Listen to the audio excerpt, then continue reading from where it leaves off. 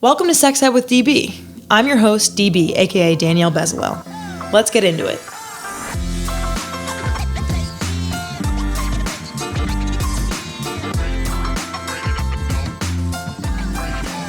Back again for another good old episode of the podcast. Today is a really special one.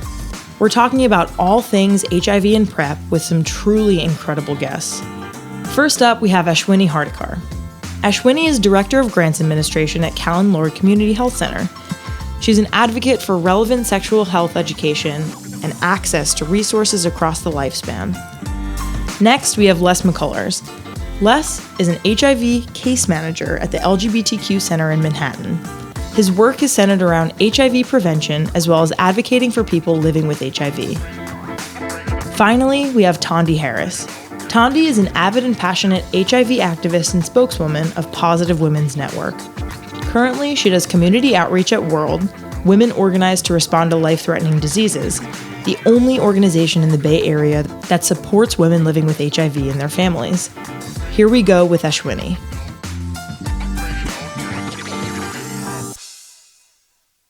Hey Ashwini, I'm really excited to have you on the podcast. Super stoked that you're here from Callen-Lorde. Would love to have you tell us your name, your background, and your title. Sure. So my name is Ashwini Hardikar. Pronouns I use are she or they. And I'm the Director of Grants Administration at Callen-Lorde. And before I was Grants Administration Director, I was Director of Prevention and Outreach at Callen-Lorde, which it entailed providing HIV testing, PEP and PrEP navigation. So that's kind of how I know a little something just a little bit about this topic. Amazing. Yeah. And can you tell us a little bit about Callen-Lorde and the populations that you all serve? Yeah, absolutely. So Callen-Lorde Community Health Center was formed about 50 years ago, right around the time that the Stonewall uprising happened. And it was formed basically to fill a need that was not being met at the time, which was non-judgmental and relevant healthcare for LGBTQ individuals in New York City. And as time went on, of course, the HIV/AIDS epidemic hit a few decades after Callen-Lorde was formed, and that became a very big part of Callen-Lorde's mission. The name comes from two people who are visionaries in both the healthcare world and the LGBTQ community, and their vision and influence kind of informed Callen-Lorde as it was formed. So Michael Callen was a composer, a singer, songwriter, and he passed away of AIDS-related complications at a pretty young age. And then Audre Lorde is a Black feminist, lesbian writer who also had cancer and passed away of cancer, and wrote beautifully about her experience living with a chronic illness and also intersections with race and gender and sexual orientation through that experience. Still very influential. So today, Callen-Lorde operates in Manhattan, which is our main site, in Chelsea, and then we also opened a site in the Bronx a couple of years ago, and Brooklyn will be opening in 2020. We provide primary care as well as a number of other services to all people. Of course, our focus is the LGBTQ community and people living with HIV, but anyone is welcome. So aside from primary care, we also do gynecological care. We do transition-related care for people that are trans or gender non-binary. We do HIV testing, PrEP and PEP navigation, all sorts of sexual health services, health education, community education, all the kinds of education. The whole gamut, yes. That's great. That's really wonderful. And how many people roughly, every year do you serve? And can you talk a little bit more about, the transition aspect of how you serve people who are going through transition or thinking about transitioning? Yeah, so I believe that the number is about 18,000 patients are seen annually between our two sites. And when it comes to trans-related care, so unfortunately, with everything relating to primary care and trans-related care is considered primary care. We are currently in the Manhattan location closed to new patients, but we are open in the Bronx. So basically, if you're a person who is interested in getting these types of services, you can call us up. Our number is on our website, and I'm sure you can also link to it for sure in the description. You can just call us up and say that this is a service that you're interested in getting, and you would be connected with a provider who has availability. All of our providers, like we don't compartmentalize, like certain providers see our HIV positive population and certain people see our trans population. Like everyone does everything at Callen-Lorde for the most part, especially these types of primary care related things. So we can match someone with you based on if you have a specific preference for like gender identity of your provider, but they'll meet with you and talk to you about what your transition related goals are, if you have a history of treatment, if you have a diagnosis of gender dysphoria, and they can provide you, if you need, hormone therapy, they can provide you with a prescription for that. We also have self-injection classes in case the hormones you're taking involve injections where you don't have to come into the clinic all the time. You can either train yourself or train a loved one to do the injections for you. And then we can also give referrals and help coordinate things like surgeries for gender affirming, care, whether that's like top surgery, bottom surgery, things like that, and helping to make sure that it's covered by your whatever insurance it is that you have. Awesome. So transitioning to HIV, which is kind of the main point that we're going to be talking about in this episode, what are some common myths about HIV and transmission that you have come across over the years, and how do you debunk them? Yeah, that unfortunately continues to be a really, really big problem. Even with the level of education and awareness within the LGBTQ community, there are still a lot of myths and misconceptions out there. I'd say transmission-related myths are very prevalent. There are only 5 fluids that will transmit HIV, and those include blood, semen, vaginal fluid, breast milk, and rectal fluids / anal mucus. So coughing will not transmit HIV. Tears will not transmit HIV. Sweat will not. So, when you're talking about behaviors, things like kissing, hugging, sharing a bed with someone, sharing a toilet seat, like these are never things that are going to transmit HIV. Mm-hmm. It's really specific to these fluids and the behaviors and activities that might put you in contact with someone, with someone's fluids that can transmit HIV. So largely, globally, we're talking about unprotected sex. Unprotected sex is the number one way through which HIV is transmitted. There's several fluids that can be exchanged during unprotected sex. Also needle sharing to inject drugs or hormones or any other substance is definitely a way that HIV can be transmitted. Sometimes people who are taking people's blood in like a work setting can also be exposed through like a needle stick. Breastfeeding is another way that transmission can occur. And for people who are pregnant and unfortunately either don't know that they are HIV positive or are not on treatment, HIV can also be transmitted during pregnancy and childbirth as well. So these are really the major ways. Blood transfusions, yes, maybe in some other parts of the world that are a little more under-resourced, but in the United States, that's really not an issue anymore. So that's a huge, huge concern. And still people experience HIV-related stigma where people are like, I wouldn't date someone who has HIV, or I wouldn't employ someone in a school that has HIV. And really, especially when it comes to your work setting, unless it's, like a needle stick or something, there's really no reason why you would be exposed to HIV, in that type of setting.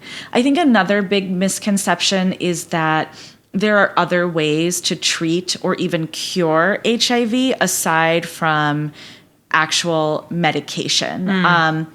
So there are still a lot of myths out there. And unfortunately, they're sometimes even peddled in the mainstream media that things like natural remedies and treatments and homeopathic treatments can cure or treat HIV. And the important thing to remember about those sorts of, I don't even know if you should call them treatments, but those types of activities is they have to be complementary. Like you can certainly do natural medications, you can do homeopathic and stuff like that, but that has to be a complement to whatever it is that your medical provider is prescribing as well. Mm-hmm. Unfortunately, there is really no way to treat HIV without taking medication. Right. And that is really the key to staying healthy. If you don't take medication and you live with HIV, unfortunately, over time, you are going to get sicker and sicker because your immune system is going to become more and more compromised. And eventually, unfortunately, it could even result in death. Mm-hmm. So, it likely would take a while to get to that point. But, these like natural treatments and stuff, they cannot replace a medication. So I think that's another really big myth. I think also just the idea that HIV only affects certain individuals, or that it's not possible that other, if you're not, for example, a member of the LGBTQ community, or if you're not a drug user, that like it's impossible for HIV to become a reality for you. So yeah, certainly if you are not engaging in certain activities, your risk is lessened, but your risk is not, zero. There are definitely cases of HIV transmissions happening, and it being, pretty surprising to the person because they didn't expect, based on who they were, who their identity was, that this is something that they were going to have to worry about. Right. And in our classes in my MPH at Columbia, we do kind of talk about how if you are having sex, you are at risk. Exactly. And that's kind of the bottom line. And we don't really think about that. I think we always and similar with like unplanned pregnancy, I feel like we think, oh, it won't happen to me. Mm-hmm. And unfortunately, if you're having sex, especially if you're having unprotected sex, it could. Right. And I mean, the other thing to remember about HIV is that, and STIs in general, is that safer sex really works. Mm-hmm. Like if you are putting on a condom, even with typical use, you are decreasing your risk of contracting HIV by like 75 to 80%. If you're using it perfectly, then you're close to 99%. Right. If you're on PrEP, which I know we're going to talk about a little bit later. Oh, we are. Yes. You're actually going to reduce your risk by up to 99%. There are safer sex options out there.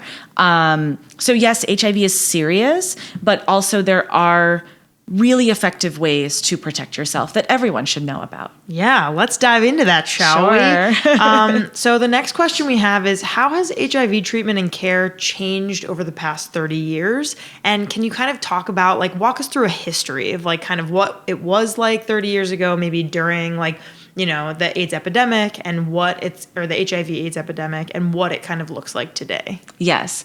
So, in the early days of the HIV AIDS epidemic, when truly nobody really knew what this was or how it was transmitted, it was pretty much, a death sentence. And it was true. It was a horrible disease that people got that involved a lot of suffering and a lot of pain.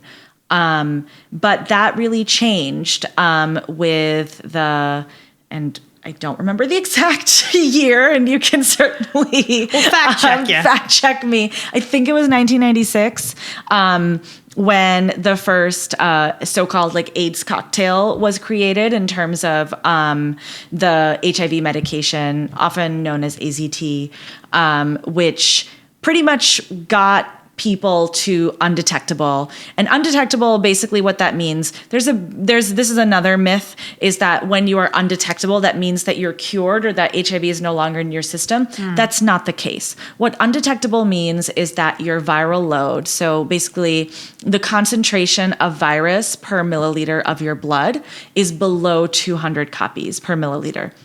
So that is really the gold standard. We want to get people to that point or below, because once you are at below 200 copies, that's when you're really back to being healthy and, you're feeling good. Able to live a normal life. Able to live a healthy, normal life, do any activity just like anyone else.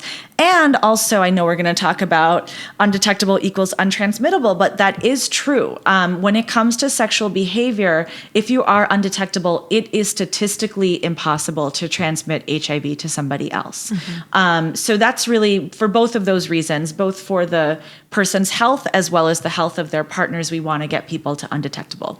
So this drug, or this, several drugs, was fantastic because it did give people the ability to live, which they weren't able to do before when they were HIV positive. However, those medications did come with a lot of side effects. So, and that, again, that conception of what being on HIV medication is like still persists to this day. So yes, at that time, people had horrible side effects. They felt nauseous all the time. They felt tired. They felt weak. They, had uncontrollable diarrhea, like lots of not pleasant things in order to treat their HIV. And it was kind of this terrible choice that you had to make. Like, do I want to feel sick in order to not be sick? Like, it's no one should have to make that choice. Double-edged sword. Right, absolutely. Today in 2019, it's a very, very different reality. We have medications today that have very minimal or even no side effects. There are many medications out there. These days, if you are newly diagnosed, chances are they're going to put you on a drug that might even be one pill once a day. Or maybe, 2 pills once a day. So there, it's not like where you have to like take it every hour or take it several times a day, like multiple, 6-8 pills at a time. It's not really like that anymore at all.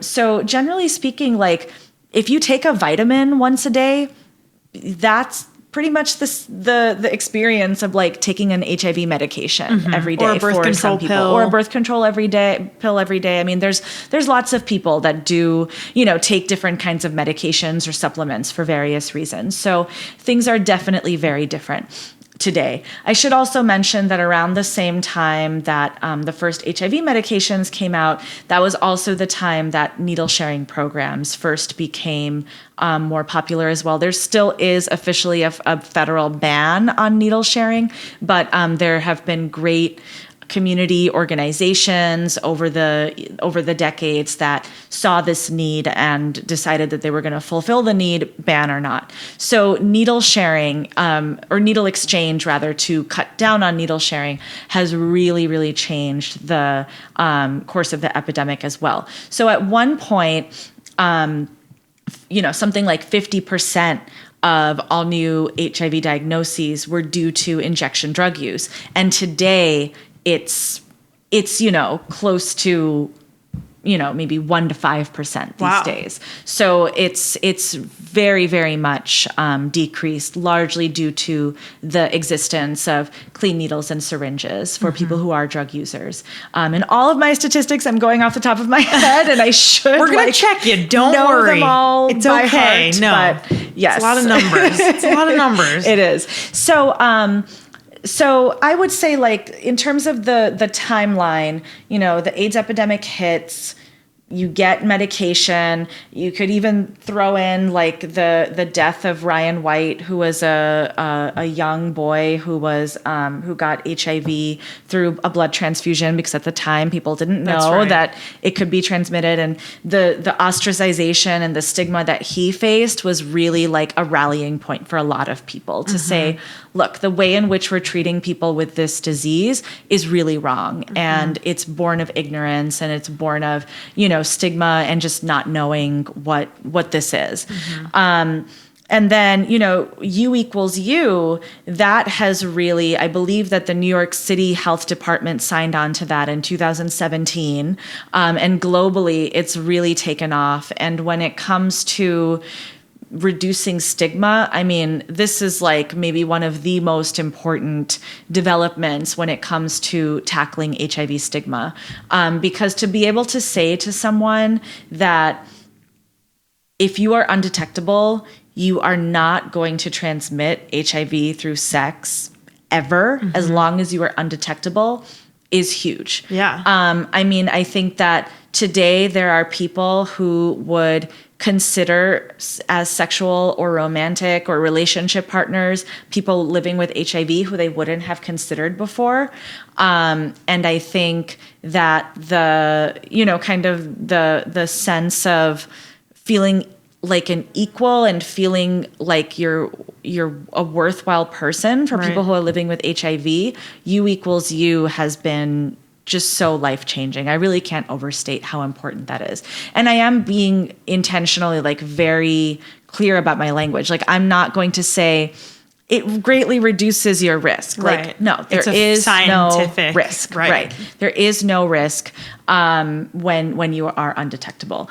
And that's when it comes to sexual contact. The important thing to remember is that other activities like breastfeeding and needle sharing, even if you are undetectable, you can still transmit HIV. Oh, that's interesting. Yeah. But globally speaking, we're talking about sex as the main mode of transmission for HIV. So for a lot of people, for maybe most people who would have been at risk of HIV, having their sex partners, if they are HIV positive, be undetectable is, hugely, hugely important. Yeah, absolutely. Can you talk about PrEP and how it works? Yes, absolutely. So PrEP is another, I think, life-changing intervention. It was approved by the FDA in 2012. And basically, PrEP is an HIV medication. The medication is Truvada. And that is used as an HIV, along with other meds, as an HIV treatment as well for people who are living with HIV. But what they found is that for people who are at risk of HIV potentially, being on PrEP reduces your risk of contracting HIV. They say 99%. Statistically, it's pretty close to 100%. There have been a handful, and I really mean a handful, like you can count on one hand, the number of people who, while actively on PrEP, seroconverted, meaning like became HIV positive. So it is a possibility, but it is highly, highly unlikely. Like hundreds of thousands of people have been on PrEP over the past 7 years that it's been approved, plus the many years that it was in clinical trials. And we have a handful of confirmed cases of people who have been on PrEP and converted to HIV positive. So basically the way that PrEP works is it's one pill once a day. Right now, the only drug that is approved for this type of HIV prevention is Truvada. You can take it any time of the day. Just try to keep it around the same time. Some people like to take it in the morning along with breakfast. Some people like to take it at night so that if they do have side effects, they're just asleep and they don't even, experience them. And yeah, it protects you from becoming HIV positive, basically through creating, kind of like a layer of protection around your T cells, so that your T cells, if HIV does enter your system, HIV can't basically bind to your T cells and make your T cells or CD4 cells kind of like these little HIV replicating machines that could happen otherwise. So that's basically how PrEP works. It's actually even been found to be pretty effective if you take it 4 times a week rather than every single day. Definitely we recommend that you take it every day. Why is that? So basically, like, the concentration of medication stays in your body for several days. Okay. So what they found is even if you take it 4 times a week, you're still about 97% protected. Definitely every day is better. Right. But, sometimes people like they miss pills, or they have a high deductible or something, and they're trying to make their pills last for longer. So there are all sorts of reasons. Better to take it. Like maybe people think like, oh no, if I didn't take it every day, then I can't take it anymore. Exactly. But it's better to take it at least every day is the gold standard. At least 4 times a week is kind of second best. Exactly. And the other thing about PrEP is when it comes to access, in New York State, we are very lucky that we have programs that should cover just about every single person. There is a program that's run through the AIDS Drug Assistance Program, which is the New York State Department of Health, and that covers even undocumented individuals who may be uninsured. So it'll cover any uninsured person to help them access PrEP as long as they meet the income requirement, which is pretty high for a single person. I don't remember exactly. I think it's like $55,000 for a single person. So, hopefully if you're making more than that, you can afford to get insurance, some way or another. But if you are uninsured, you can get the cost of your doctor's visits and everything covered through the ADAP program. And then you can get your medication covered through Gilead, which is the pharmaceutical company that makes Truvada. Oh God, it's called Gilead? Do you watch Handmaid's Tale? Yes, oh, God. I know. It's so That's terrifying. It's like it's a really weirdly apropos oh God. name. Okay, I was like, oh God. Yeah, triggered. yeah. I know. Gilead makes the medication, and they have a program for uninsured individuals who are below a certain income level. Again, you can be undocumented and still access it. And then if you are insured, but you have copays, your copay could be $10 a month, or your copay could be like, I have to pay a $5,000 deductible before I get coinsurance. In all of those cases, the copay card should cover you in full. So what I would say, if anyone is listening and is interested in getting PrEP but is concerned about how they're going to pay it and pay for it, and they live in the New York State area, is come to Callen-Lorde. We have staff who are devoted to helping people get on PrEP. And they will sit with you, talk about your options, talk about what programs you might be eligible for. And, if you are going to have to pay something out of pocket, they can talk with you about what that is. But if you have questions, come in and talk to us, and a human being will meet with you and talk about your specific situation and come up with a plan that's right for you. Amazing. Yeah. Can you talk about PEP and who takes it and how often they take it, similar to PrEP, or is it different?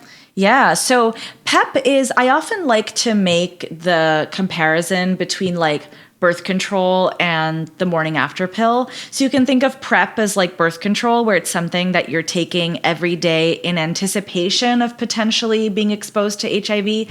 Whereas PEP is, on the other hand, you've had the exposure. Like you had a condom break, or you shared a needle with someone, or you just forgot to use a condom, like those sorts of situations, and you weren't on PrEP already. That would be where PEP might be something that you should consider. Mm-hmm. So basically, PEP is a medication that is effective up to 72 hours after an exposure. And it's a medication that you will take every day for 28 days. I had no idea. Yeah. Okay. It's 28 days that they recommend that you take it. So you can come to, for example, Callen-Lorde and get it. We prescribe PEP to people every single day. There's also the health department clinics throughout the city are another place where you can get PEP. And there are emergency rooms as well, but usually at an emergency room, they'll give you like a starter pack and then tell you have to go somewhere else to get the rest. So let's say you come to Callen-Lorde.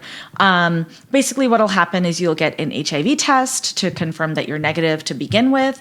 And then they'll talk to you, your counselor will talk to you about what kind of exposure it was, because sometimes people come in thinking that they need PEP, but actually they don't, because, the activity that they did was very low risk. Like we talked about myths. Mm-hmm. Some people think that kissing someone, Gotcha. Or having oral sex with someone is that you might need PEP for that reason. And really, even when it comes to oral sex, like it's pretty almost impossible to contract it. So the person would talk to you about what your exposure was, and then, make a determination about whether PrEP is going to be right for you or not. And then you'll get labs drawn, and you'll meet with a doctor or a provider who will prescribe you PrEP. And then you can get it at, whatever pharmacy you choose. We have a pharmacy, or you can go to another pharmacy if you want. And they'll basically give you a month supply of the medication. And there's some medications that you take once a day for PrEP, and then there are others that you take like one pill once a day and the others twice a day. So there's different regimens, and it just like with the HIV medications, the one that they put you on depends on different things, like whether you're on other medications or have other conditions. It's very individual. Exactly. And so then after your 30 days are up and you finish taking the medication, you come back and you get HIV tested again. And, if you want to make the transition to PrEP because you had this exposure, you can do that. Or if you say, this was just a one-time thing, I don't think I'm going to be exposed again in the future, you don't have to make the transition to PrEP. But that's basically it. And just like with the HIV medications and with PrEP, generally speaking, people don't have too many side effects. And if they do, they go away after the first week or two, but usually they're pretty mild. But, what I would say to anyone who is on any type of HIV medication, whether it's because you're living with HIV or you're using it to prevent, that if you have concerns about side effects, call your medical provider and talk to them about it, because there often is a way that they can be lessened or eliminated altogether. So rather than just going off of them completely, talk to a medical professional before you choose to do that. Yeah. And so for PrEP, though, so do people take PrEP to prevent HIV transmission as well as to lower their count when they are HIV positive? So the pill Truvada, you wouldn't take Truvada alone if you are HIV positive. It's a combination of Truvada and other things. Yes, okay. Yes. So if you are on PrEP, yes, you can take Truvada alone, but we don't want you to take Truvada alone when you are HIV positive, because you can develop resistance to the drug. Got it. So that's the only distinction there. So are HIV medications covered by insurance, and how can folks who don't have insurance afford them? Yeah, so there are federal programs relating to coverage for people living with HIV. They're in all 50 states. The way in which they are administered in different states varies. In New York, again, we are very lucky in that we have a very robust system of services and resources for people living with HIV. So in theory, no one who is living with HIV in New York State should be going without care due to financial or insurance related reasons. So you can get your medications covered through the AIDS Drug Assistance Program, and you can get your medical care covered also through Ryan White programs. And then if you need additional supportive services like case management for any reason, or, you're having trouble with housing, or you're having trouble with you want to get some sort of transition related care and you're having trouble finding a provider, there are providers like Callen-Lorde that are funded specifically to provide those wraparound supportive services too.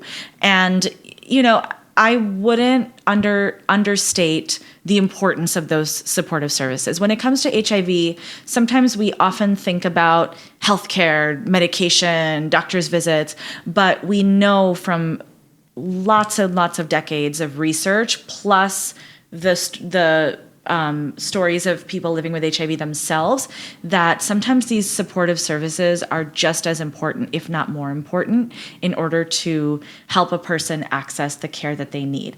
So people make priorities and prioritize the things in their lives that are important to them. So if you are unsure where you're going to sleep tonight, sometimes that's where your energy is going. Right. And you might forget to take your medication, or you might forego your doctor's appointment for that day because you're trying to deal with not having to sleep on the subway.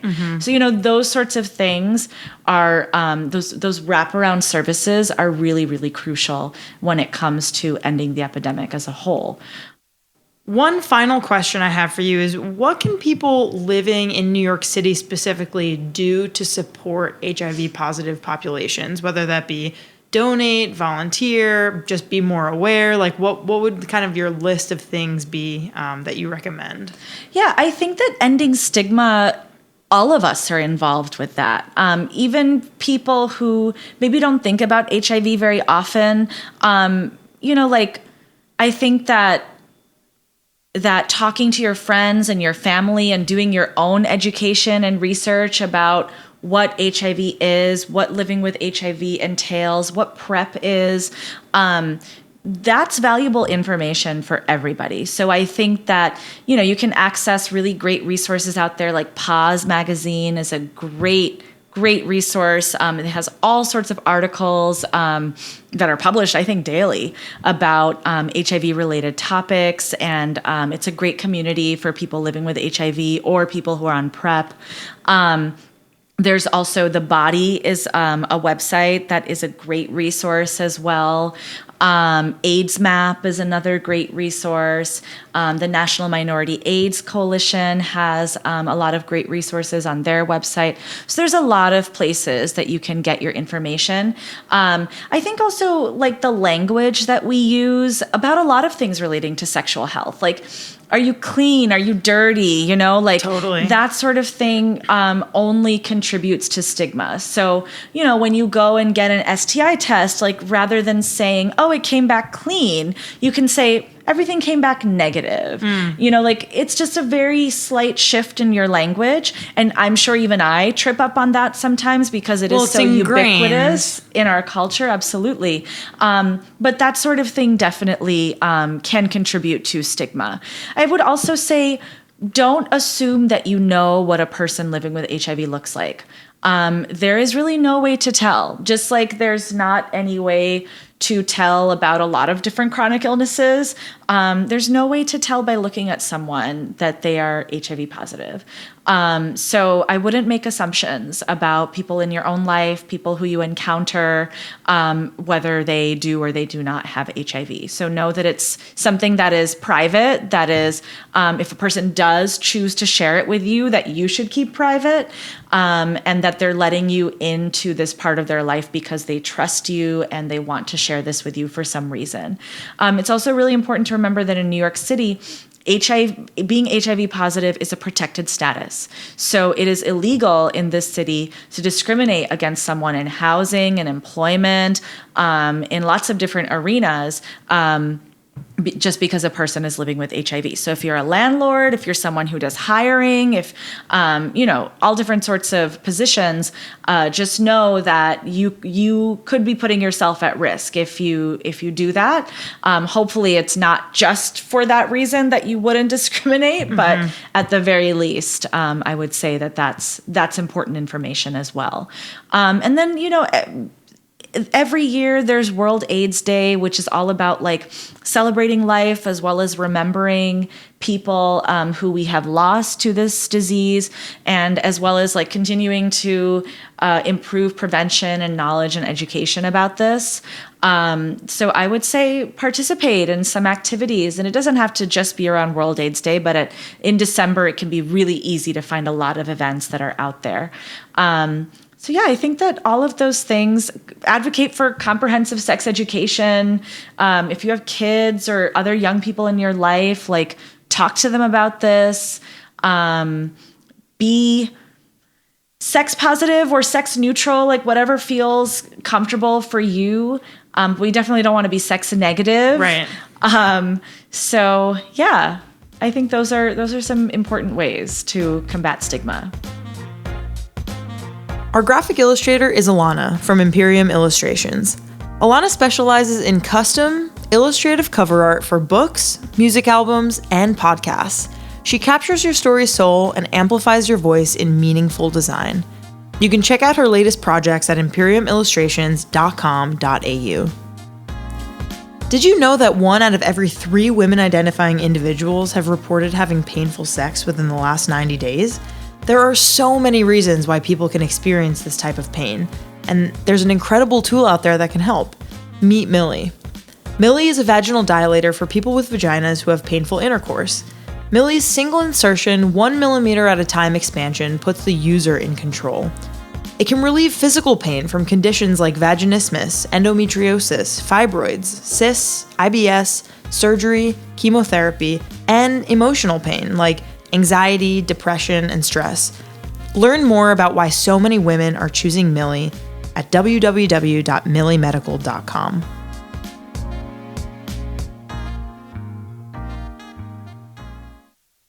Well, Les, thank you so much for being on the podcast. Thank you so much for inviting me. Of course. Yeah, I'm really glad to have you and hear all about you and your story. Okay. Yeah.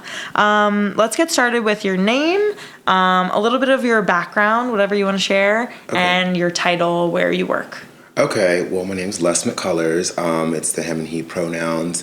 My background, what can I say about myself? This is just like writing the bio. So my background is in public health. I am from Maryland originally. I went to the United States Navy. I did 4 years as a military police officer. And one of my last duty stations was Connecticut, in which I got my bachelor's in public health from the University of Southern Connecticut State University. Awesome. It's a long name. And then I moved to New York City to do, one of my passions, what is helping humans flourish, be happy, and take care of themselves the best way they can, both physically and mentally.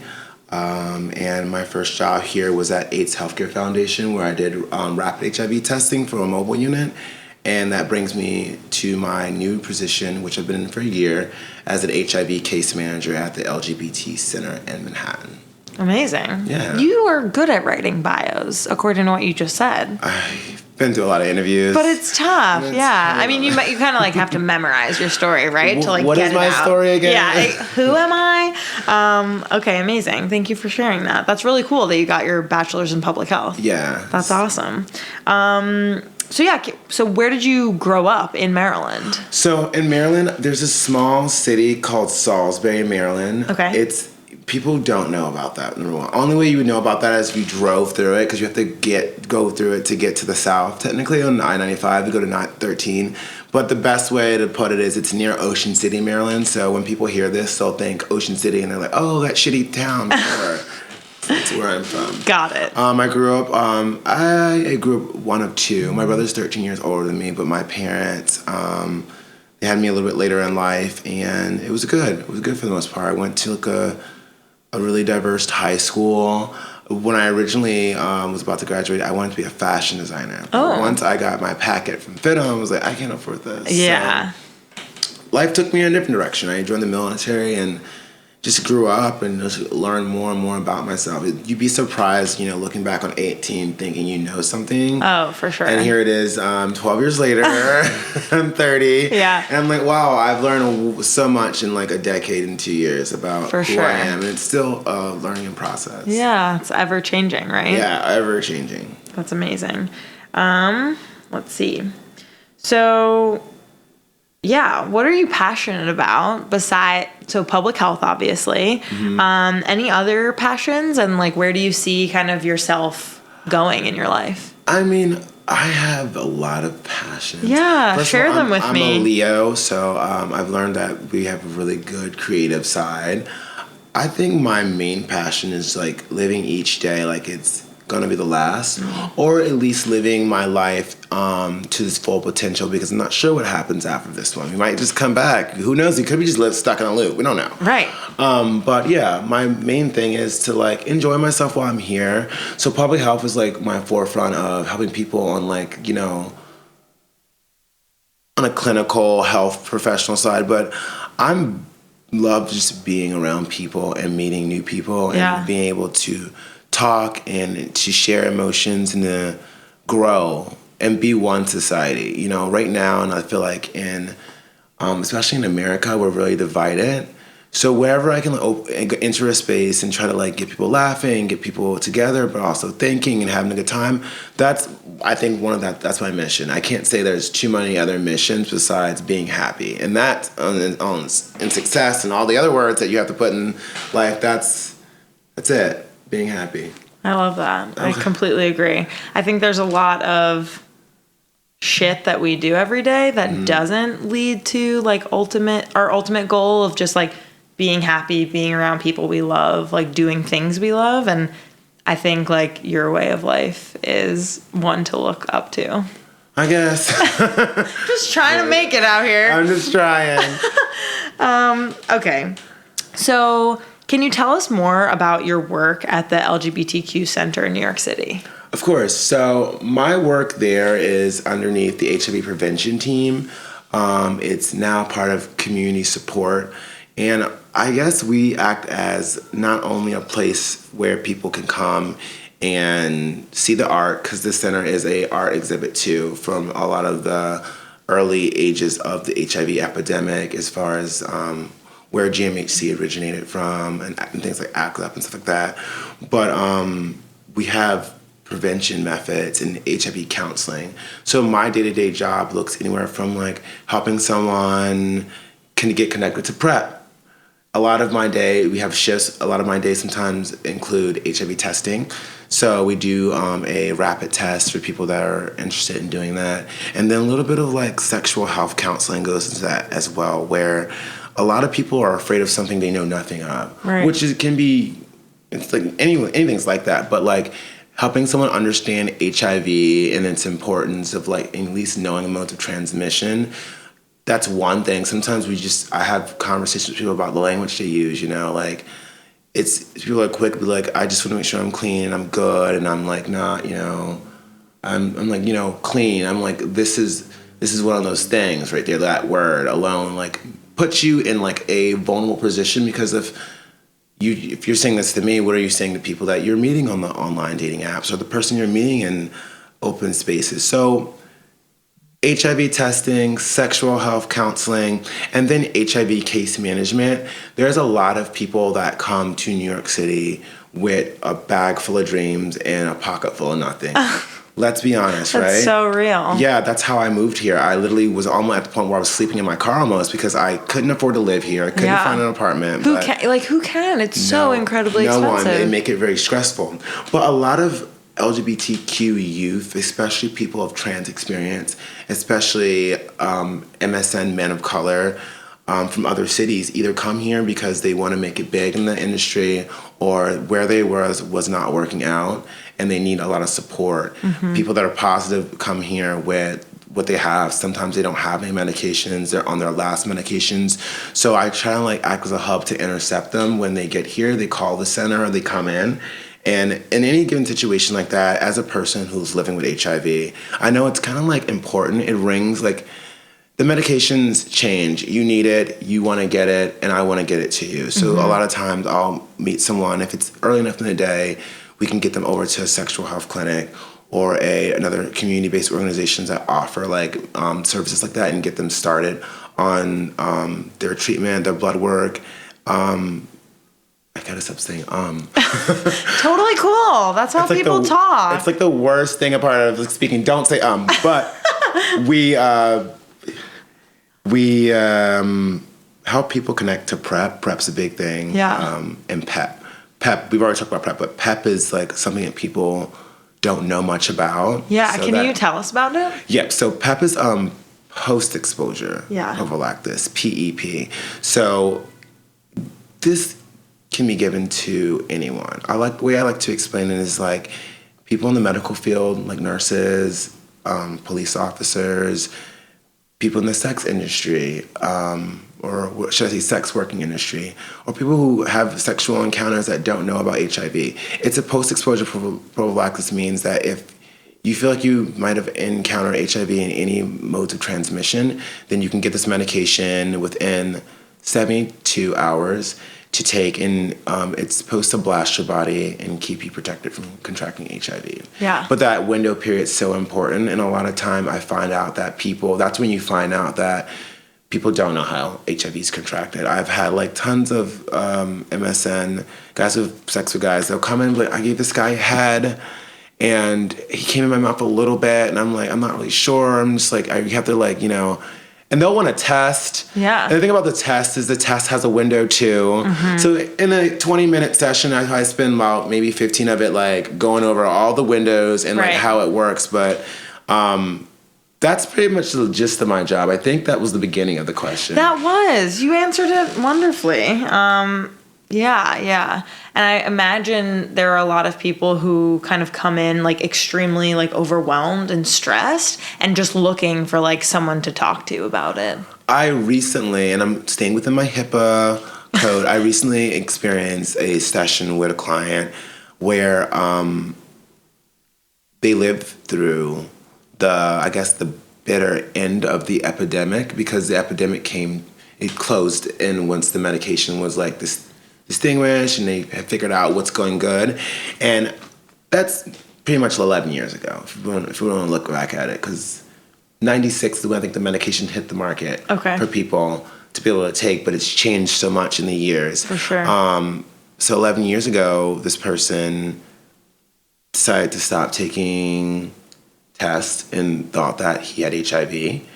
And it was really hard to, I guess, like, contain my emotion for him, because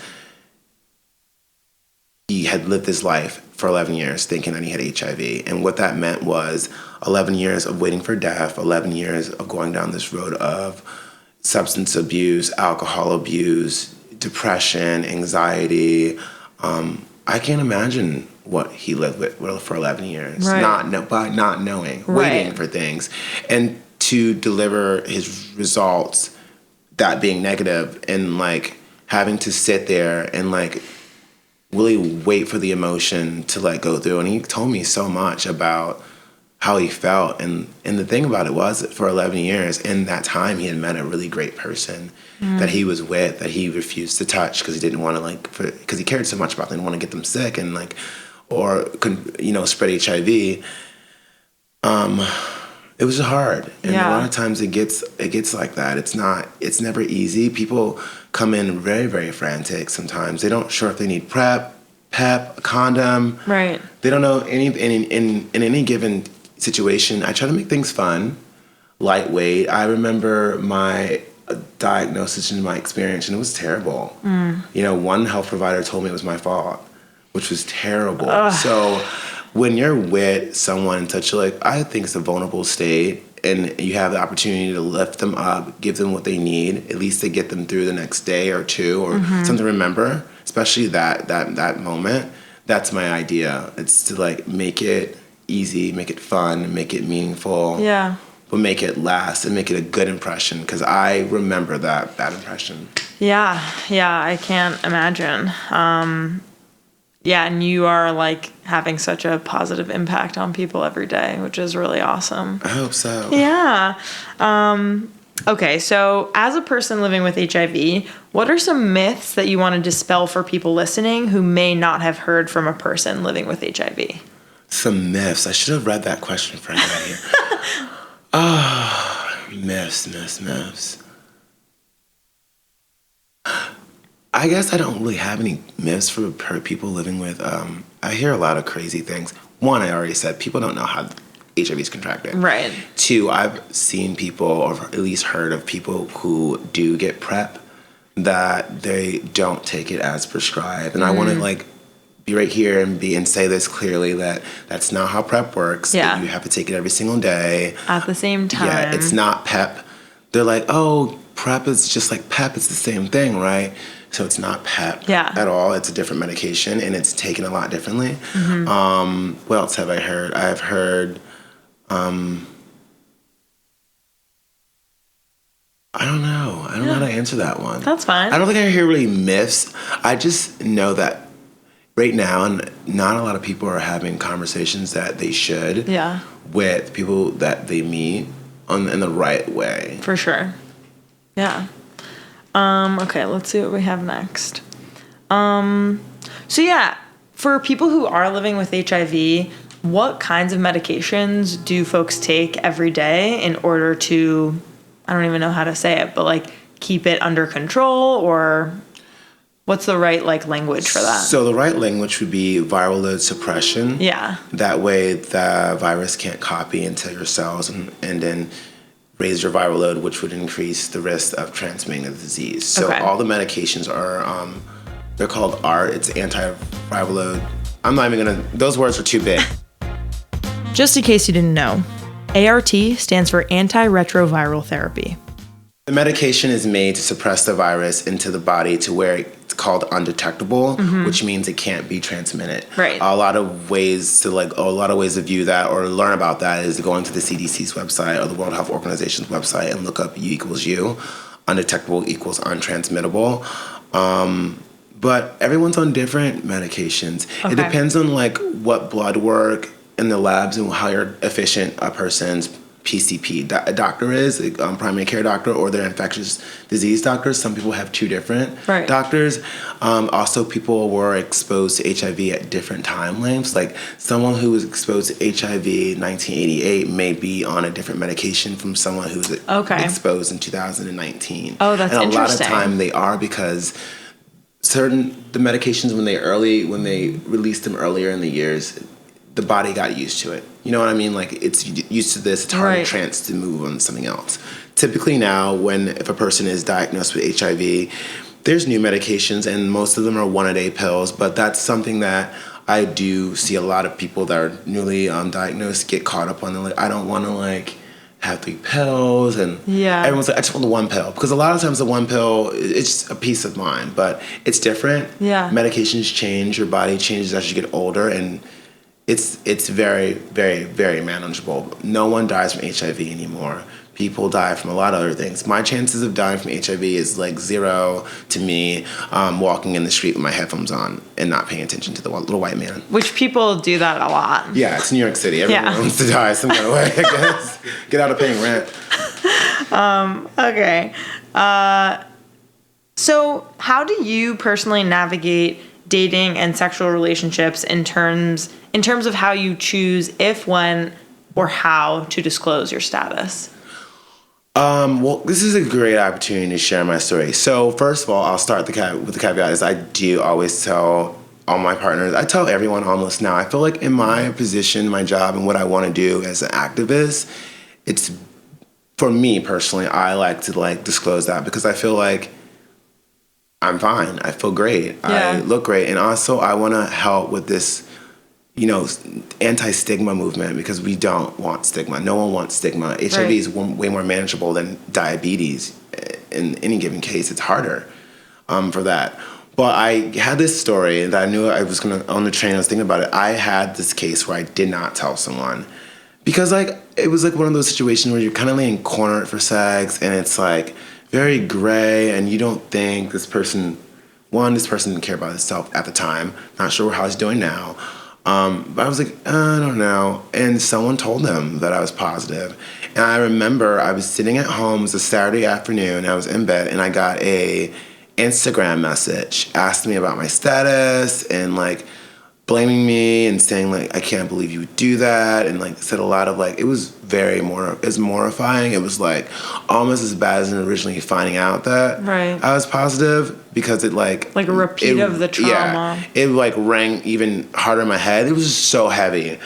So it took me like almost 2 years to recover from that and to be able to even put that into words to talk to someone about. Yeah. When I was ready to hit it again, like I felt like, about to release my new album, and it's gonna be all me. I love that. That feeling of like, yes, I'm back on the scene. Yeah. I just decided from that moment on, from that bad experience, I'm just gonna tell everyone. And I've even had like people through like Tinder or like Grindr that I feel like, how do you feel about HIV positive? And people said a lot of negative, nasty things. Mm-hmm. And I would hate if they ever like met someone or contracted it themselves. But I felt like it gave me a way to screen people on a more like almost molecular level. Like if you're willing to like dismiss someone because of a disease they didn't have any like control of getting, right, you're probably not the greatest person, and I don't want you in my life, right, at all. So you get out like all the assholes beforehand. I was out at the bar last night, and I had no hesitation to tell this guy I was positive. I almost tell everyone I meet. Yeah. Almost. Not everyone. It's a little weird if you're just telling people that. Just going up to random people, they're like, who are you? But yeah, when it comes to dating, I decided to disclose right away because, you know what's going to happen? Am I going to get stoned or like burned to the stake? No, this person can reject my greatness and they can keep that negative thoughts to themselves, but I'm not going to put myself through something like that. And it's also not only like telling a person or disclosing, and them like being like, oh, it's okay. It's like, then it's like, what do they know? Because then a lot of times, like I've had sex with guys that said 1 minute, oh, it was okay last night. But the very next day, like, should I go get PEP or PrEP? I'm like, come on. Like we barely even like did anything. Or, right. Or it was like really bad. You should go get help about sex. But I run a support group at the center for people living with HIV. And for a lot of the people living with long-term survivors, those are people that have had it for like a long time, probably since the epidemic. It's hard for them, and because it was so much stigma when it first came out, like oh, for sure, so bad that I can't imagine like being in the 80s when like everything was happening and everyone was completely stigmatized from it. They can't. And a lot of the people that are newly diagnosed still struggle with that. And I've been there and I understand, but I can honestly say it get easier as you go farther along. My friends are very supportive and care about me. They've all gone through the extra steps of learning more about how HIV works, how it's contracted, the language that's used. One of my closest friends said something crazy maybe about 3 years ago in front of me and my best friend. And it was so crazy. And my best friend just looks at me and he's like, almost blue. And I'm like, it's fine. I'll fix it later on. Later on, right before I moved here, I was like, hey, what you said about our one friend, I was like, I'm HIV positive and you should be very careful because it makes you look crazy. Yeah. But I don't have a problem with disclosing it because I feel like someone that can accept you will accept you, and the people that don't, you don't need. Exactly. Yeah. That's really awesome. Thanks for sharing. So, couple more questions. What do you want young people to know about HIV? Like folks, for example, like we just had an interview that'll go on our like queer sex ed episode just about like obviously how like sex ed in the whole country needs a makeover, but specifically with HIV, you know, we learn about it in schools, like middle schoolers, high schoolers do, and all that they really learn about it is like, don't get that, and like it's scary, and like all of these things, you know, along with all the other STIs and STDs. Absolutely nothing about pleasure, obviously nothing about how to navigate dating and relationships. But if you could kind of like redo like sex ed curriculum in schools regarding the topic of HIV, like what would you want young people to know? I would want more young people to know what HIV is, first of all, understand how it's contracted. That's very important. The 5 modes of transmission. I'm not even going to say them on this because I want people to go look up modes of transmission. Don't even, and when you're using Google and you're using these search engines, use credible sites like Planned Parenthood, CDC. Those type of sites, because that's going to give you the most current and up-to-date information. Besides that, no one dies from HIV. People that don't know their status are not helpful. Getting tested regularly is helpful, and knowing when you need to get tested, and not only getting tested for HIV. That's just one thing. People should also know that STIs are still rapidly increasing all over the country. Definitely in the Bible Belt states, the Midwest. And the major metropolitan cities. There's a lot of theories behind that, but it's important to not just get tested for HIV, but also get tested for STIs. It's inherently important to also use protection and honestly talk to the persons you're having sex with about what's going on, you know, feelings, emotions, everything. It's important. And to use good language. It's very important to use good language in any given setting, whether it be HIV, whether you're talking to a person of trans experience, a person of color. Use good language. Like, testing isn't about clean or dirty or whatever. It's about knowing your status and knowing if you need treatment, and that's it. HIV is very manageable. It's one of the most easiest disease. I'm not gonna say that. I'm not a doctor.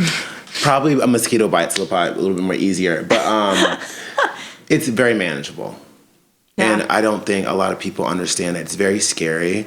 Also, if you're living with HIV and you're having emotional problems or you're hitting a wall, seek mental health counseling. There's lots of grants out there for people living with HIV to be able to get that mental health counseling they need with zero to no cost.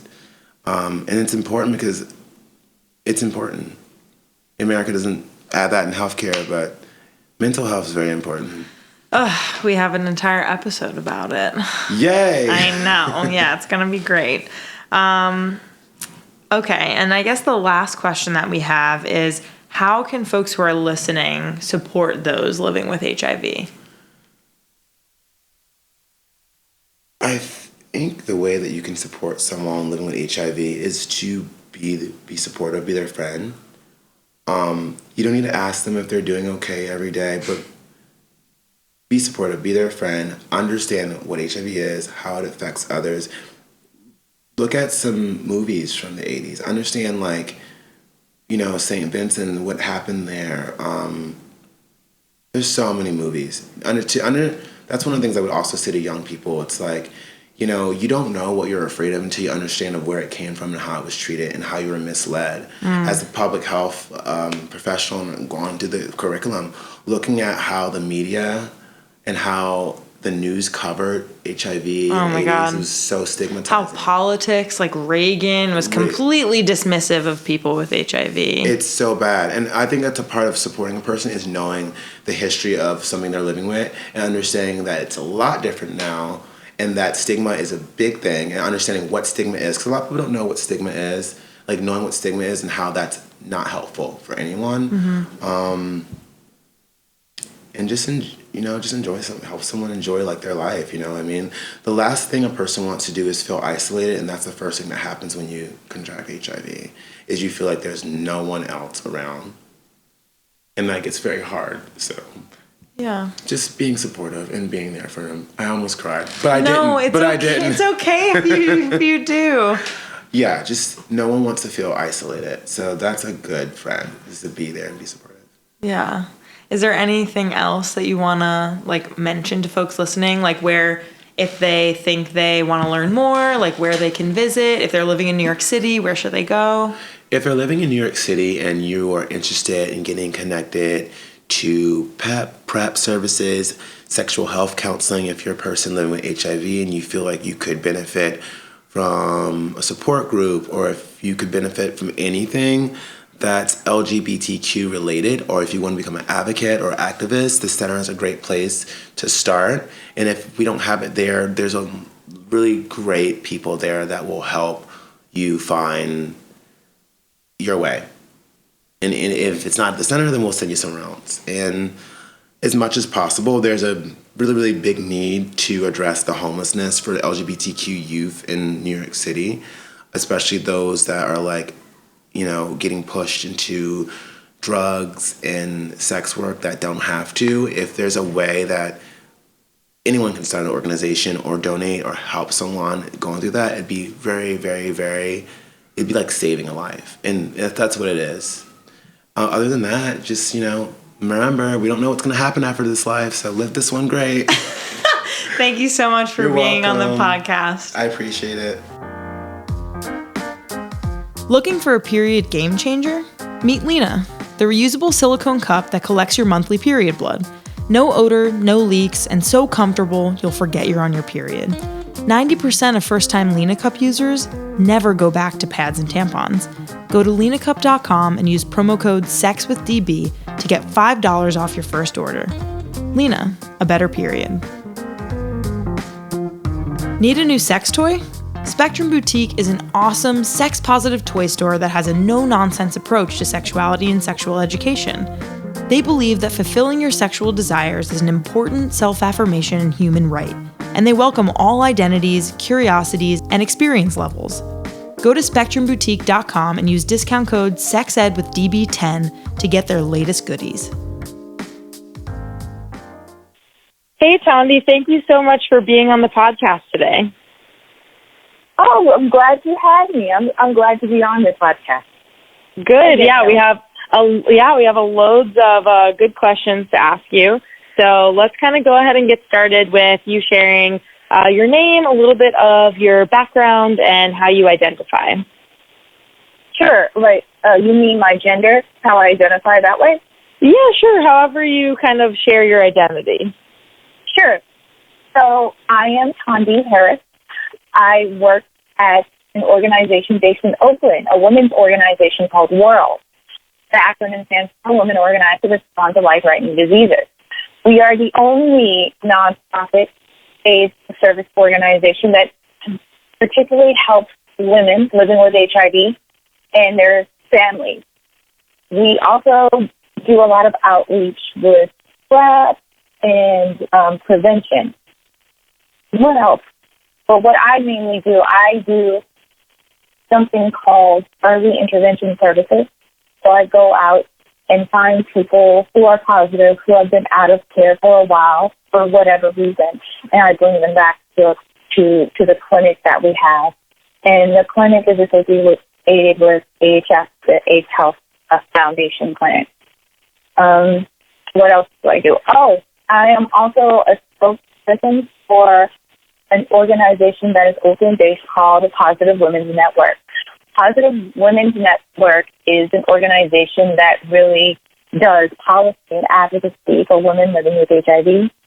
They do things in social justice, economic justice, reproductive justice rights. And I found out about them through W.O.R.L.D. And I love PWN.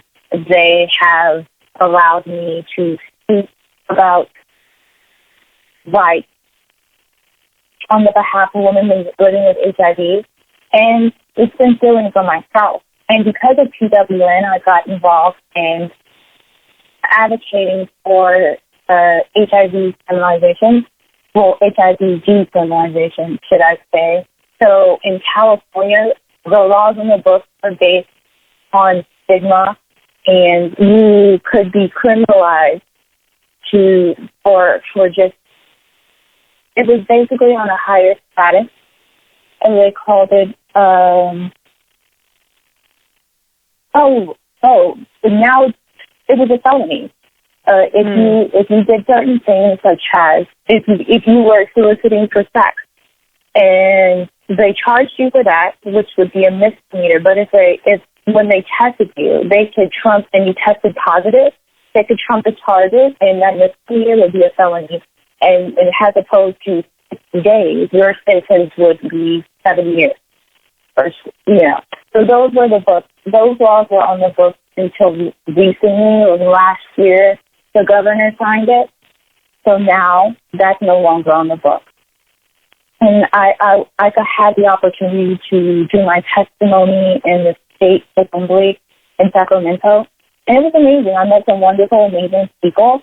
I got to go to conferences, HIV is Not a Crime, and I got to know other advocates that are advocating for HIV decriminalization in other states. And it was a wonderful experience. That's really amazing. That's so great. How did you get involved with Positive Women's Network and W.O.R.L.D. To begin with? So in the beginning, I was involved with W.O.R.L.D. through a social worker. She suggested I go to W.O.R.L.D. Because, when you get this diagnosis, it's devastating, and it changes your mindset, and it helps to have a extra wing of love and support. So she suggested I come to W.O.R.L.D. and get that support, and I did. And I learned about Positive Women's Network through W.O.R.L.D. And actually, I'm thinking about it. Nana Khan, who's the founder of Positive Women's Network, started the organization through W.O.R.L.D. because I mean, W.O.R.L.D in the past has been politically active and active in policy, and they still are. But she was the one that started a separate organization called Positive Women's Network. And Positive Women's Network is not just here in the Bay Area, but it's all around the country. They have 7 active chapters in various states: Colorado, Louisiana, New York, and I think some other states too. And it's been those women, getting to know them is amazing, because they are so strong and active in their advocacy, and I learned a lot from them. Yeah, that must be so beautiful and like healing to have a community of people who come together and like share their lives and fight for HIV decriminalization together. Yeah, HIV decriminalization is one of the issues, but they also advocate for a whole host of other issues: economic justice. They advocate for healthcare. They advocate for, it varies within the state, what each chapter does, but it's a whole host of other issues that they advocate for that cater to the needs of women living with HIV and their families. Mm-hmm. Yeah. That's really awesome. And as a person living with HIV, what are some like myths that you want to dispel for people listening who may not really have heard from other folks living with HIV? Oh, sure. So just looking at a person, you would never know. I know in the gay community, there's this idea that to take ownership of your own sexuality by protecting yourself. It's not so much, I find, in the mainstream community or in the heterosexual community. People don't take ownership of their sexuality. They rather, how can I say this without, fuck it. They rather push their responsibility on someone else. Mm-hmm. And because it's just the norm, the culture to do that, there's a lot of shame, and it's extremely hard because all the responsibility relies on one person to come out and disclose. And that takes a lot of courage, because you are being vulnerable. You are putting yourself in a place where a lot of people would not, because to openly come out and say, I'm living with HIV, there's a lot of stigma attached with it. And because there's a lot of stigma still attached with it, I find on my job, people don't come to clinics, people don't take their medication because they believe they are bad, they believe they are infectious, they believe all these horrible things that are not true. Mm-hmm. And so my myth to dispel, I got out to the community at large, is as long as a person's in care, they're taking their medication, they're not infectious, they're not bad, and they deserve love and to be treated as a human being too. And even if they're not in care, that person's life is valuable too, and they deserve to be treated with love and respect too.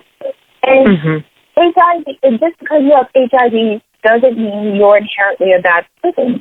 I was speaking with a colleague, and he was saying that, our situations, sometimes we have a way of making things according to, it makes it selfish. What I mean is, just because you have HIV doesn't mean, you did something different that nobody else did. Everyone has that, and most people do. Right. It's just, you still happen to become infected. And HIV could happen to anyone. No one is exempt. And there's just this concept in the community's mind that, oh, that would never happen to me, or, oh, those people over there. But really, this could happen to anyone. And it's not good, but it's not the worst thing. It's just something that happens. According to HIV.gov, approximately 1.1 million people in the U.S. are living with HIV today in 2019. About 15% of them, 1 in 7, are unaware they are infected. African Americans and Hispanic/Latinx folks are disproportionately affected by HIV. In 2017, African Americans accounted for 43% of HIV diagnoses and only 13% of the U.S. population. Hispanic/Latinx folks accounted for 26% of HIV diagnoses and 18% of the U.S. population. Totally.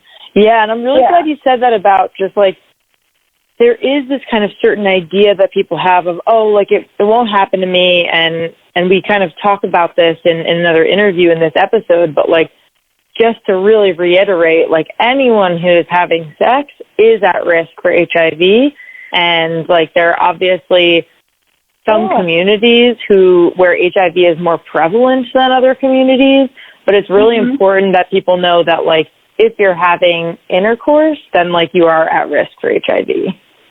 Yeah, and you're at risk for other diseases too, chlamydia, syphilis, all these other diseases. And you could put that analogy if you take an action just with anything. If you create a business, you could be risking your money. That's just, the role of the game, So anything, anything that's worth having, there is risk. And the issue is that people don't take the time to educate themselves on that risk. They don't really investigate and have the conversation. And the reason there's many reasons they refuse to have the conversations, but the main one is just because there's a lot of shame, and the way we were taught about sex was that, it's purely emotional, and, you don't talk about anything. You don't talk about these things. Money and sex is a no-no conversation. Right. And I feel that is dangerous because you never really get to know the other person intimately, So that whole concept of intimacy is missing. And speaking of intimacy, so you've spoken in the past about dating with HIV. Can you talk about that and like how you navigate that in terms of if, when, and how you choose to disclose your status? Sure. So it varies. In the beginning, it was hard. And it was hard because I was diagnosed at my late 20s, 27. So I had to really, really sit on myself and think, oh my God, I have this. I don't want to infect other people. What do I do? And what helped me is just being around other women and listening to their experiences and hearing what they do. And that gave me a range to pick from, to see, well, Thandi, and I had to ask myself, after seeing, hearing those experiences, I had to ask myself, Thandi, where do you want to be? Thandi, what do you want to do? I had to do some soul searching. So normally, there have been, in the beginning, people I have not told my status to, and I have to be honest about that. And I know saying this on a podcast, there may be some backlash. That's okay. That's okay. I think it's really, it's completely individualistic, like no one can really judge, like, they have no, people listening who aren't HIV positive, like, no idea what you are going through, what other people are going through, what that experience must feel like. Like, it's not an easy thing to grapple with. No, it's not. Especially when you are in a state where you're just not ready to accept your own diagnosis. It's hard to even bring it to the surface and express it from your lips. Mm-hmm. And there are a lot of people that are that's emotionally where they are. They're just not ready to accept their diagnosis because it's the worst thing in the world to them. Mm-hmm. And that at one point I was there too.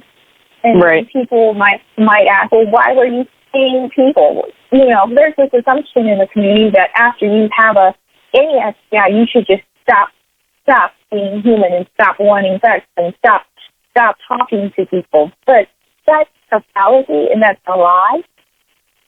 Because, feelings don't do that. I mean, in my experience, I have never stopped having a sexual drive unless I was sad or depressed or something.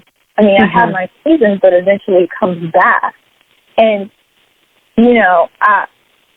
I still get approached by men. So, and if I find one interesting, I will tell them and when I feel safe enough. And that's another thing. I had to learn that I was okay. I had to learn to be okay with me and then feel safe enough that no matter what happens, no matter what, as long as I know I'm okay with me and I know I'm safe. I had to learn that self-discovery thing because I feel that now having an HIV diagnosis is more of a mind game or, conquering your emotions more than anything. Right. And in order to have a healthy life, I find that I'm really learning to start to accept myself and love myself so that if maybe the other person has a limit that they're saying no, then it's okay, and I can deal with it. I'll be okay. And then there's times where it may not be physically safe to tell them, you never know, but you just gauge by the individual in the conversation. Mm-hmm. And you make and say things about HIV, especially since I work in the field. I can do that, and you get to know if there's any biases or if they have any issues with it that way. Mm-hmm. Yeah, I imagine there's a large amount of trust that needs to be the foundation of even a friendship or a new relationship, or even if it's someone you're just starting to date, before you can share something like that, because there is a lot of fear of what the other person's going to say or how they're going to react or what that means for your relationship. Mm-hmm. And I think you have every right to kind of bring that up how you want to bring it up, because it's your kind of conversation. Yeah, but I'm learning that it's important to have those types of conversations because if you don't, it eats at the relationship, and mm-hmm. that's something I've learned just learning myself and growing in maturity. That's just something I've discovered. Right. And going back a little bit, I would love to talk more about the policy work that you do with Positive Women's Network and W.O.R.L.D. Can you kind of talk a little bit about, so you're based in Oakland, so what does that look like in terms of what kinds of policies are there right now around HIV? You kind of mentioned a little bit about, what happens if you're caught as a sex worker and it goes from a misdemeanor to a felony if you're HIV positive when you get tested. But what are some other kind of policies that are enacted already right now, and how do you want to change them to decriminalize HIV even further? So as of January 2018, Bill S3E8, I forget the number, but it's been signed by the governor to decriminalize HIV. most of the policy work really that I do at W.O.R.L.D is really grassroots community level work, just going and educating people about HIV. And I do a lot of PrEP work and prevention, just educating people about it. So people don't even know about the medication of Truvada. They don't, especially in communities of color for some reason. And if they do know about it, the information is kind of skewed because they assume, oh, this is a pill or just for gay people. And I don't know where they would get that from or assume that because maybe in the marketing of it. True, yeah. The commercials do cater to the LGBTQ people, but Truvada can be for anybody. Right. Yeah. Absolutely. And yeah, so what kinds of policies do you want to see in the future, would you say? Maybe not only in California but nationally around HIV, maybe around education or prevention or what kinds of things do you all work on at PWN? At PWN, I know they are working on a lot of the women go to DC, and they have been protesting a lot of the rollback for the health care, and so they're trying to protect Obamacare, and even some of the women have gone ended up being locked up. And I thought, oh my God, that is so brave. But they do it because they're so passionate about it. A lot of the women have been doing stuff around protecting food stamps and just reproductive rights. So I know this and that the government has been attacking, birth control and all that in coverage. So a lot of what PWN has been doing is basically been vocal about being against it. And then I know on the border that the feds have been separating families based on their HIV status. So recently I know PWN put in a call about that and making people aware about that and calling their senators because, that's concerning that, you would come to this country, even if it doesn't matter why or how, but that you would be separated on your family just because of an HIV status is ridiculous. Can you say more about that? What do you mean by that? How is that happening already right now? I believe there was an order at the Border Patrol and between Mexico and I believe it's the state, and so has families are coming in. People are being tested and then detained and separated from their children, and and put away separately just because of their HIV status. Wow, that is wild. Yeah. Kind of transitioning to a little bit around kind of what you wish young people knew about HIV, or kind of any parting things that you would want listeners to know about HIV, whether that be about your own experiences or just what you want folks to know for the future, or just what you hope kind of happens in the future when it comes to getting folks the things they need for folks living with HIV or HIV prevention. Oh, sure. I directly asking just to repeat the question. You want me to answer the question of what I want young people to know about HIV? Yeah, sure. Just kind of any parting kind of ideas that you have in terms of, if you were to say kind of your last words of wisdom, I guess, for your interview, what would they be about HIV? Well, to the young people living with HIV, I would say I wish you would speak out more. I would love to meet you, more of you. A lot of the women in PWN, I see a few of them are young, but they're long-term survivors. They've had the virus since they were babies. I don't really get to meet women that have had the virus for, I've had it for 4 or 5 years, but I've never met young, newly diagnosed people, and that may be because of stigma.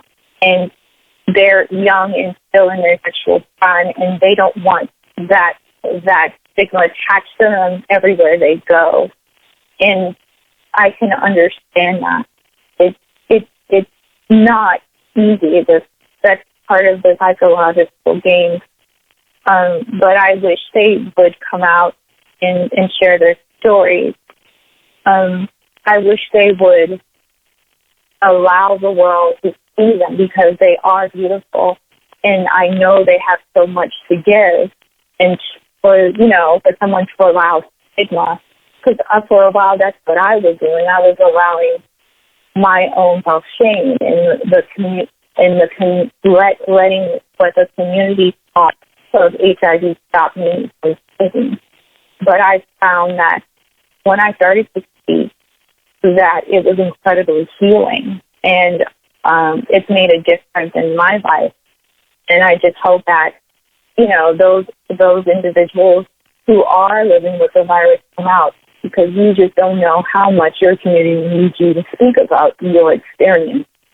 And then for those who are negative, I would say just, especially those who are in the communities of color, I would say that education is pivotal. I would say education is really important, especially when it comes to your sexual health, and to know your status, and to know that HIV or any STI can happen to anybody, and to take care of yourself. And also learn about PrEP.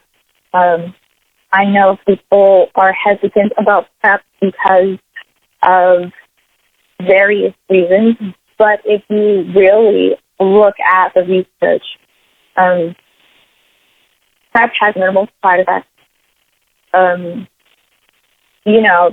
It's but a headache.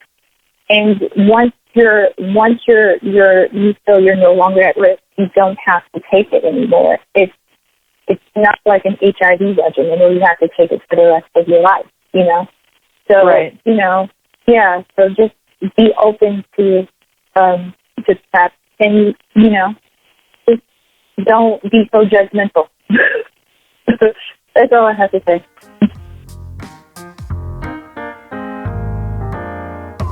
Self-care is super important to us here at Sex Ed with DB. Luckily, we found a partner who cares about it just as much as we do. Say hey to Sweet Vibrations.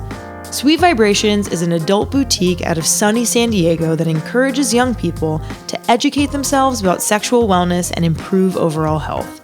Everyone deserves their O, and Sweet Vibrations is committed to helping you find yours. All 4 of their buzzing beauties are under $50, so you don't have to break the bank. Go to www.sweetvibes.toys to buy yours today. Buzz, buzz. Is that a vibrator I hear? Nope, that's Millie. And if you've ever had painful intercourse, then this vaginal dilator may be just what you're looking for. Millie is an easy-to-use, 100% BPA-free silicone dilator with optional, gentle vibration and user-controlled in-vagina expansion. Millie enables you to gradually increase size without having to deal with the sometimes awkward and painful stages in between dilator sizes. Millie has a range of 14 to 40 millimeters and expands 1 millimeter at a time. That's like having 26 standalone dilators. And in the spirit of Marie Kondo, no one needs that many dilators. Learn more about Millie at milliemedical.com. Our creator, producer, and host is me, Danielle Bezalel, aka DB. Our assistant producer is Kathy Cohen. Our graphic illustrator is Alana Rance. Our sound engineer is Oliver Devone. Our fundraising co-coordinator is Jamie Cooper. And our other fundraising co-coordinator / content assistant is Callie Cochran. Our music is by Ben Sound and Hook Sounds. Thank you so much to our featured voices, sponsors, and our listeners. Tune in next time.